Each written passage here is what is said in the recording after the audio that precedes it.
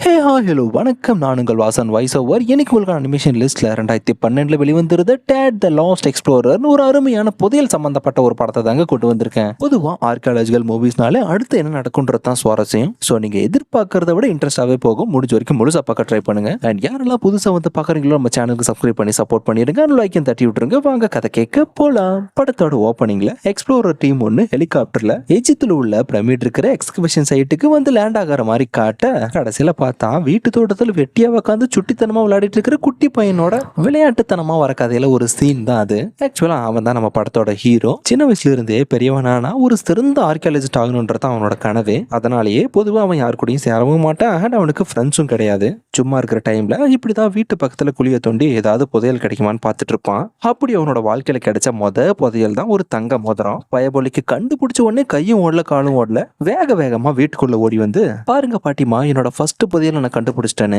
பதிலுக்கு பேரனை அப்ரிஷியேட் பண்ணிட்டு சொல்றாங்க. பல வருஷத்துக்கு முன்னாடியே தொலைஞ்சு போய் எவ்வளவு தேடியும் கிடைக்காம போன அவனோட அப்பாவோட ஃபேவரட்டான ரிங்காமா அது திரும்ப கிடைச்சிருக்குன்னா ஃபியூச்சர்ல நீ ஒரு சிறந்த ஆர்கியாலஜிஸ்ட் ஆகுன்னு, இறந்து போனா உன்னோட அப்பாவோட நினைவா இனி இந்த ரிங்கு உன் கையில இருக்கட்டும்னு பத்திரமா வச்சுக்கோன்ட்டு சாப்பிட வச்சுட்டு பேரனை தூங்க வச்சிடறாங்க. இவன் பிறந்தப்பவே அப்பா அம்மா தவறிட்டதுனால இப்போ வரைக்கும் பாட்டியோட வளர்ப்புல தான் இருக்கான். அதனால அந்த வயசுல மற்ற பசங்களை மாதிரி இல்லாம கொஞ்சம் பயந்து சுபாவம். தென் கட் பண்ணா ஹீரோ இப்போ வளர்ந்து வாலிபன் ஆயிட்டான். ஆசை என்னமோ ஆபத்து நிறைஞ்ச சுவாரஸ்யமான இடத்துல ஆர்கியாலஜிஸ்டா வேலை பார்க்கணும்னு தான். ஆனா பாருங்க, விதின்னு ஒண்ணு இருக்குல்ல. நம்மால் ஒரு கன்ஸ்ட்ரக்ஷன் ஃபீல்டுல கொத்தாலா வேலை பார்க்கணும் தான் எழுதிருக்கு போல. இருந்தாலும் வேலை பார்க்குற இடத்துல அந்த வேலையை பார்க்கறானோ இல்லையோ அவன் வேலையை மட்டும் கரெக்டா பார்த்துருவான். அப்படி ஒரு அரிய புதையல கண்டுபிடிச்சு எடுக்கிறன்ற பேர்ல தான் அந்த அன்னைக்குன்னு பார்த்து கான்ட்ராக்டர் கண்ணில் வசமா மாட்டிக்கிட்டான். வேலை நேரத்துல இந்த மாதிரி சேட்டை பண்றது ஹீரோக்கு இதுதான் மொதல் டைம் எல்லாம் கிடையாது.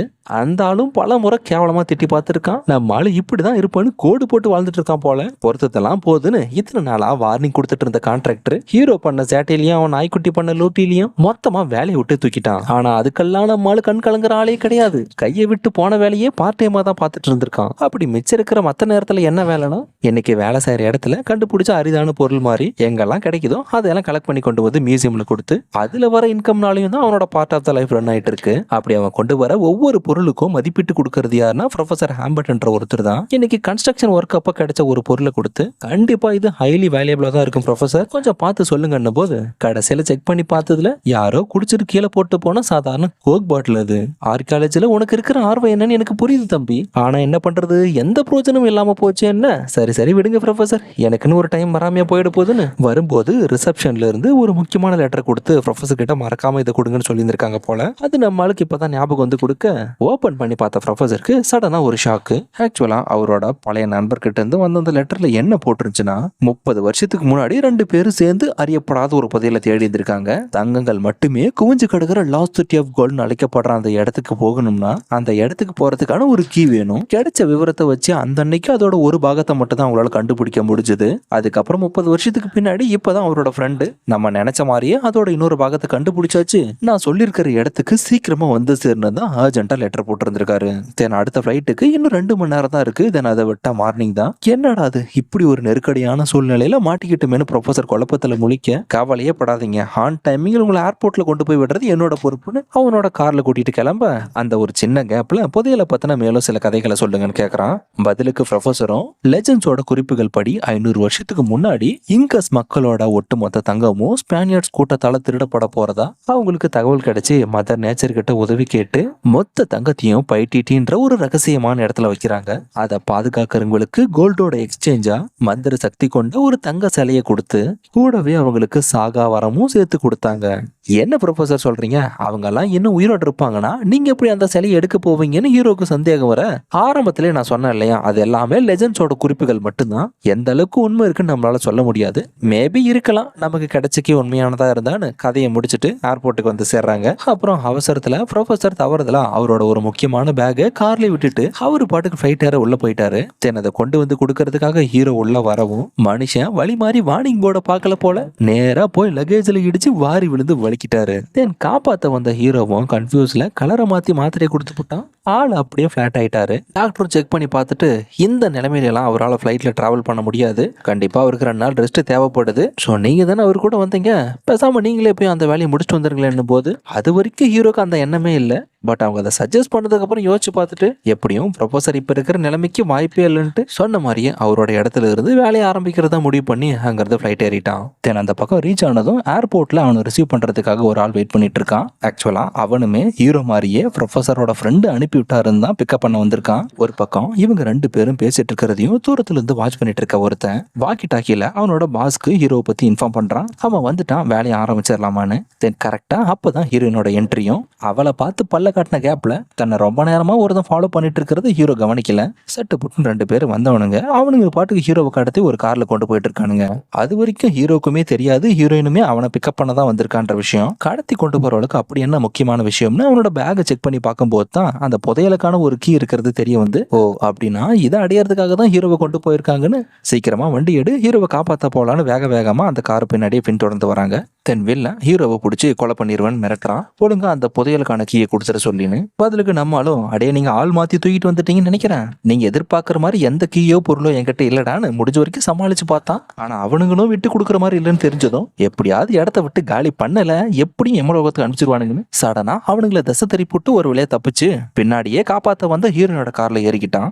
வில்லன் விவரமான ஆள் தான் போல, அவங்கள பிடிக்க முடியலன்னு தெரிஞ்ச அடுத்த நொடி அவங்க போன கார்ல டிராக்கரை ஃபிக்ஸ் பண்ணிடுறான். அடுத்து அவங்க எங்க போறாங்கன்றது முன்கூட்டியே தெரிஞ்சுக்கிறதுக்காக. அபிஷியலா தான் ஹீரோவை அனுப்பி வச்சுதா எந்த தகவலும் ப்ரொஃபசர் கிட்ட இருந்து வரலையேன்னு ஹீரோயினுக்கு ஒரே சந்தேகம்.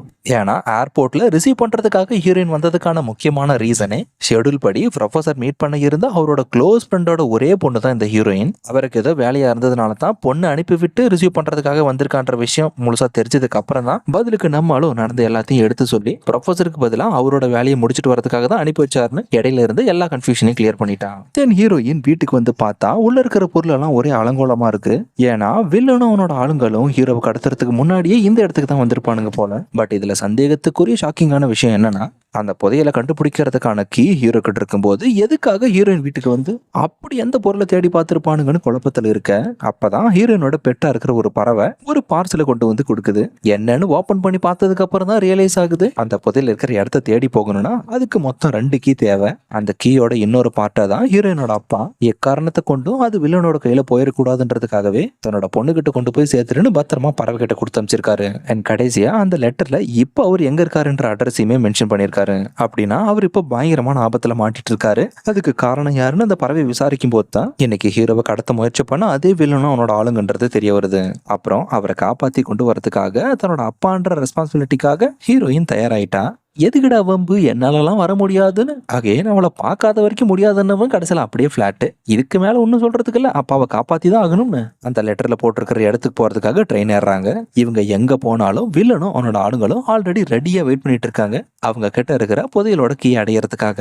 வசமா மாட்டிக்கிட்டதுனால இனிஷியலா ஹீரோவால எதுவுமே பண்ண முடியல. பட் அந்த கீ கெட்டவனோட கைக்கு போயிடுச்சுன்னா எந்த அளவுக்கு இம்பாக்டை ஏற்படுத்தும்ன்ற விஷயம் ஹீரோயின் சொன்னதை வச்சு அது ஒருபோதும் அவன் கைக்கு போயிடவே கூடாதுன்னு ஆக்ஷன் காட்ட முடியலனாலும் கொஞ்சம் ஐடியாவை யூஸ் பண்ணி அது ஒருபோதும் வில்லனோட கைக்கு கிடைக்கவே கூடாதுன்றதுக்காக ரொம்ப நேரமா ட்ரெயின்லயே ஃபைட் சீக்வன்ஸ் பயங்கரமா போயிட்டு இருக்கு. தென் ஒரு கட்டத்துல டனல்குள்ள ட்ரெயின் போற நேரமா பார்த்து அவங்க கிட்ட இருக்கிற கீயை ஈஸியா வாங்கிடலான்னு தான் வில்லன் பிளான் போட்டு வச்சிருந்தான். பட் வித்தின் செகண்ட்ல சீக்வன்ஸ் மாறி போனதுல 2 பேரும் சேஃபா தப்பிச்சிட்டாங்க. அண்ட் வில்லனோட பிளானும் எதிர்பார்த்த மாதிரி இல்லாம கொலாப்ஸ் ஆயிடுச்சு. எப்படி பார்த்தாலும் ட்ரெயின்ல இருக்கிற வரைக்கும் வில்லனோட ஆளுங்க மாப் முடிச்சு வந்துருவானுங்க. அவனுக்கு கிட்ட இருந்து முழுசா தப்பிச்சாகணும்னா ட்ரெயினை விட்டு வெளியே போகணும். அதுக்காகவே ஒரு ஐடியாவை யோசிச்சு அவங்க இருந்த கம்பார்ட்மெண்ட்ல ஆல்பகஸ் என்ற அனிமலோட உதவினால ஒரு வழியா சேஃபா தப்பிச்சு மலைப்பாதை வழியா அட்ரஸ்ல போட்டிருக்க அவளோட அப்பா இருக்கிற இடத்துக்கு வந்து சேர்றாங்க. ஆனா அவர் அங்க இல்ல, வீடு முழுக்க சர்வநாசமா கிடக்கு. ஆக்சுவலா அப்பதான் ஒரு விஷயம் தெரிய வருது, வெள்ளம் ஒரு கொள்ளைக்காரன் அரிதான புதையல்கள் பத்தின ரகசியமான தகவல்கள் அவனுக்கு தெரிய வந்ததுன்னா அதை எப்படியாவது கண்டுபிடிச்சோ இல்ல மத்தவங்க கிட்ட பறிச்சாவது பிளாக் மார்க்கெட்ல அதிக விலைக்கு வித்துருவானாமா. அப்படி கிடைச்ச இன்ஃபர்மேஷனை வச்சுதான் அந்த கீயோட இன்னொரு ஆஃப் ஹீரோயினோட அப்பா கிட்ட இருக்கிறது தெரிய வந்து ஆரம்பத்திலே அவரை கடத்தி வச்சிருக்காங்கன்ற விஷயம் இவங்களுக்கு இப்பதான் தெரிய வருது. எப்படியும் தன்னை கடத்தி கொண்டு போறாங்கன்னு தெரிஞ்ச உடனே கண்டிப்பா அவர் நமக்காக ஏதோ ஒரு க்ளூவை விட்டுட்டு தான் போயிருப்பாருன்னு ஹீரோயினும் அவரோட ரூம் முழுக்க தேடி பார்க்க சொல்றா ஏதாவது கிடைக்குதான்னு. தென் அப்பதான் ஹீரோ என்ன பண்றான், கேஷுவலா அவளோட ஃபேமிலி போட்டோ ஒன்று எடுத்து பார்க்கறான். அப்புறம் தான் அவங்களுக்கு ஒரு விஷயம் ரியலைஸ் ஆகுது, அவங்க தேடிட்டு இருக்கிற க்ளூவே அந்த போட்டோல தான் ஒளிஞ்சிருக்குன்னு. ஹீரோயின் சின்ன புள்ளியா இருந்தப்போ அடிக்கடி அவளோட அப்பா ஒரு டெசர்ட்டை பத்தி சொல்லியிருந்திருக்காரு. அதோட உண்மையான இம்பார்ட்டன்ஸ் என்னன்றது அதுக்கான சமயம் வந்திருக்கிறப்பதான் அவளுக்கே தெரிய வருது. தென் டைம் வேஸ்ட் பண்ற ஒவ்வொரு நிமிஷமும் கடத்தி வச்சிருக்கிற அப்பாவுக்கு ஆபத்து தானு கிளம்பலான்னு பார்த்தா இந்த வில்லனும் அவனோட ஆளுங்களும் எப்படி கண்டுபிடிக்கிறானுங்கன்னு தெரியல, கரெக்டா இவங்க இருக்கிற இடத்த எக்ஸாக்டா ஃபைன் பண்ணி வந்துடுறானுங்க. வில்லனுக்கு நல்லா தெரிஞ்சு போச்சு அவனுக்கு தேவையான அந்த கீ அவங்க கிட்ட தான் இருக்குன்றதுனால யாரையும் கொல்ல வேண்டாம், உயிரோட மட்டும் பிடிச்சிட்டு வாங்கன்னு தன்னோட ஆளுங்களை பிரிச்சு அனுப்பிச்சுடுறான். அவங்க தப்பிக்கணும்னு நினைக்கிற ஏரியாவில் இருக்கிறதே 3 குறுக்கு சந்து தான். எப்படி எந்த பக்கம் தப்பிச்சு ஓட முயற்சி பண்ணாலும் முட்டு சந்துல மாட்டிக்கிட்ட மாதிரி வசமா ஒரு இடத்துல சிக்கிட்டாங்க. தென் கடைசியில அவங்களுக்கு இருந்தது ஒரே ஒரு வழிதான். கரெக்டா அந்த சமயம் பார்த்து இவங்க நல்ல நேரமோ என்னமோ தப்பிச்சு போறதுக்குன்னே அளவு எடுத்து செஞ்ச மாதிரி ஃபயர் பலூன் ஒன்று இடையில இருந்ததும் அதுல ஏறி ஆகாயத்துல பறந்துட்டாங்க. அப்புறம் நம்ம ஆளுங்களுக்கு ஆரம்பத்துல இருந்தே ஒரே ஒரு சந்தேகம் தான், நம்ம ஒரு இடத்த ரீச் பண்றதுக்கு முன்னாடி எப்படி வில்லனுக்கு நம்ம இருக்கிற இடம் தெரியுதுன்னு. பல நாளா குழப்பத்துல மண்டே பிச்சுட்டு இருந்தவங்களுக்கு அந்த அன்னைக்கு வில்லனோட ஆளுங்க கார்ல ஃபிக்ஸ் பண்ண டிராக்கரை தவறதெல்லாம் ஹீரோவோட நாய் எடுத்து முழுங்கிருச்சு போல. அதுக்கு இப்போ உடம்பு சரியில்லாம போனதுக்கு அப்புறம் தான் அது வயிற்றுக்குள்ள இருந்த டிராக்கர்னால தான் நம்மளை ட்ராக் பண்ணி வந்துட்டு இருக்காங்கன்ற விஷயம் கரெக்டா இவங்களுக்கு இப்போ தெரிய வருது. ஆனா இப்போ அதுலயுமே ஒரு மிகப்பெரிய பிரச்சனை என்னன்னா, இந்த ஒரு விஷயம் இவங்களுக்கு தெரியறதுக்குள்ளேயே ஹெலிகாப்டர்ல வந்து சுத்த போட்ட வில்லனோட ஆளுங்களும் இந்த முறை தப்பிக்கவே முடியாதபடி ஆகாயத்திலே வச்சு லாக் பண்ணிட்டாங்க. தென் ஃபோட்டோவில் பார்த்த பாலைவன பகுதிக்கு கூட்டிகிட்டு வராங்க. அங்கே தான் அவரோட அப்பாவை கடத்தி வச்சிருக்கிறது மட்டும் இல்லாமல் பாய் ஃப்ரெண்டையுமே கொண்டு வந்து கடத்தி வச்சிருக்கானுங்க. ஏன்னா அவனுமே ஒரு மிகப்பெரிய ஆர்காலஜிஸ்ட் தான். ஈவன் ஹீரோ அவனோட ஒரு மிகப்பெரிய ஃபேன் கூட சொல்லலாம். கொண்டு வந்திருந்த கீயை யூஸ் பண்ணி ஹீரோனோட அப்பா மூலமாக அடுத்த அந்த புதையில இருக்கிறதுக்கான எக்ஸாக்ட் லொக்கேஷனுக்கு போகிறதுக்கான வழியை கண்டுபிடிச்சிட்டான். அதனால அந்த கீயோட வேலை முடிஞ்சதுன்னு 2 பேரையும் அந்த கொகைக்குள்ளேயே வச்சு லாக் பண்ணிட்டு ஹீரோயினோட அப்பாவையும் பாய் ஃப்ரெண்டையும் மட்டும் போகிற வழியில் கண்டிப்பாக உதவிக்காக தேவைப்படுவாங்கன்னு கூட்டிகிட்டு போகிறான். தென் ஹீரோயின் அங்கிருந்த பஸ்ஸில் பார்த்து ஒரு விஷயத்தை கண்டுபிடிக்கிறான். அதுல போட்டிருக்கிற இடத்துக்கும் அவனோட அப்பா வில்லனை கூட்டிட்டு போற இடத்துக்கும் கொஞ்சம் கூட சம்பந்தமே இல்ல. தெளிவா தெரிஞ்சு போச்சு அவங்களை டைவர்ட் பண்றதுக்காக தான் தப்பான ஒரு பிளேஸ்க்கு கூட்டிட்டு போயிருக்காருன்னு. எந்த இடத்துக்கு போனா அந்த புதையலை அடைய முடியும்னு இப்போ இவங்களுக்கு நல்லா தெரிஞ்சு போச்சு. ஆனா அந்த கொகையை விட்டு எப்படி போகணும்னு தெரியல. அப்புறம் ஒரு கட்டத்துல ஹீரோவோட நாய் தான் அந்த கொகையை விட்டு எப்படி போறதுக்கான வழியை சொல்லி ஒரு வழியா சேஃபா வெளியே வந்துடுறாங்க.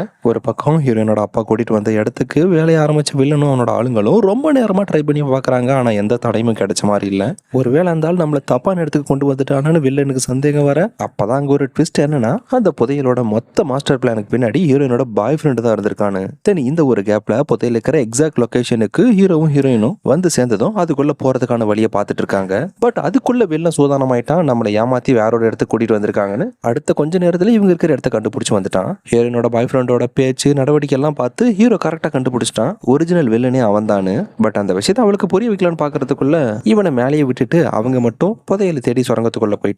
தென் நம்மளால தனியா ஃபைட் பண்ணி மேல இருந்து அத்தனை பேரையும் அடிச்சு தூக்கி போட்டு உண்மை என்னன்றது ஹீரோனுக்கு தெரியப்படுத்தி ஆகணுன்றதுக்காக அவங்க போன வழியிலே தேடி போயிட்டு இருக்கான். அப்பதான் அவனுக்கு அங்க ஒரு ஆச்சரியம் காத்துட்டு இருந்தது. லெஜண்ட்ஸோட குறிப்புப்படி அந்த புதையலை பாதுகாக்கிறதுக்கு உண்மையாவே சாகா வரம் பெற்ற மம்மிஸ்ன்றவங்க உண்மையாவே இருக்காங்கன்ற விஷயத்த அப்பதான் முறையா நேர்ல பார்த்து ரியலைஸ் பண்றான். தென் அவங்களுக்கு அலர்ட் ஆயிடுச்சு வெளியாளுங்க உள்ள பூந்துட்டாங்கன்னு. தென் ஹீரோவும் ஹீரோனை சந்திச்சு உண்மையான வில்லனே உன்னோட பாய் ஃப்ரெண்டு தான்ன்றதை தெளிவா புரிய வைக்கிறான். தென் அவளுமே ரியலைஸ் பண்ணிட்டா இதுக்கு பின்னாடி இந்த எல்லா மாஸ்டர் பிளானுக்கும் அவன் தான் இன்சார்ஜ் ஆனு. பட் அதே சமயம் புதையல் எடுக்கிறதுக்காக தான் மனுஷங்க அத்துமீறி தங்களோட இடத்துக்குள்ள வந்திருக்காங்கன்னு தெரிஞ்சுக்கிட்ட அந்த மம்மி அவங்களை அழிக்கிறதுக்காக பல ட்ராப்பை செட் பண்ணி பாக்குது. அண்ட் ஒரு கட்டத்துல வித்தியாசமான ஒரு ட்ராப்ல தான் வெளில மாட்டி செத்து போயிடுறான். அப்புறம் ஃபைனலா ஹீரோயினோட பாய் ஃப்ரெண்ட் புதையல் இருக்கிற இடத்த கண்டுபிடிச்சு வந்துட்டான். அவனை தடுக்க பார்த்த மம்மியையும் கொல்ல நினைச்சப்போ அந்த சமயத்துல ஹீரோ தான் அதுக்கு உதவி பண்றான். அப்புறம் ஹீரோக்கும் அவனுக்கு இடையில மிகப்பெரிய ஒரு ஃபைட் நடக்குது. பட் ரொம்ப நேரமா போராடியுமே ஹீரோவால அவனை சமாளிக்கவே முடியல. நினைச்ச மாதிரியே பாய் ஃப்ரெண்டோட கையில தான் அந்த புதையல் கிடைக்குது. கடைசியில பார்த்தா அங்கதான் ஒரு ட்விஸ்ட்.